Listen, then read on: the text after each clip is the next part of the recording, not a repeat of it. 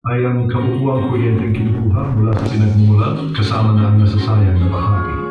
Kapag mababa ang power factor ninyo, mas maraming apparent power ang kailangan para paganahin ang parehong appliances. Paano nga ba ito nakakaapekto sa bayarin ninyo sa kuryente? Una, ang mababang power factor ay nangangahulugan ng mas mataas na demand mula sa utility company. Mas maraming kilowatt ang kinukuha ninyo kaysa sa kailangan at sa ilang lugar, may dagdag bayad ito. Pangalawa, ang mababang power factor ay maaaring mag-overload sa mga kable ninyo. Mas maraming kuryente ang dumadaloy sa mga kable kaya uminit ang mga ito at mas mabilis masira. Dito pumapasok ang power factor corrector. Ang maliit na aparatong ito na kadalasang gawa sa capacitor inductors ay nagbabalanse ng reactive power sa sistema ninyo. Ano ang resulta?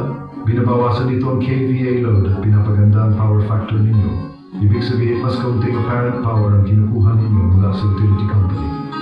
Pag-usapan naman natin ang mga benepisyo. Una, mas mababang bayarin sa kuryente.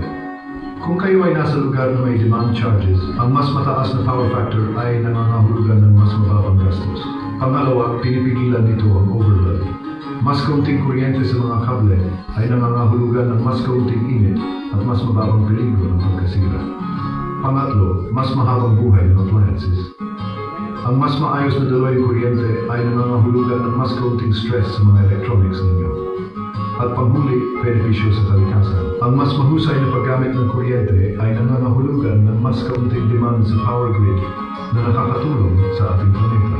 Kaya, kung gusto ninyong makatipid at makatulong sa kalikasan, isaalang-alang ang power factor corrector.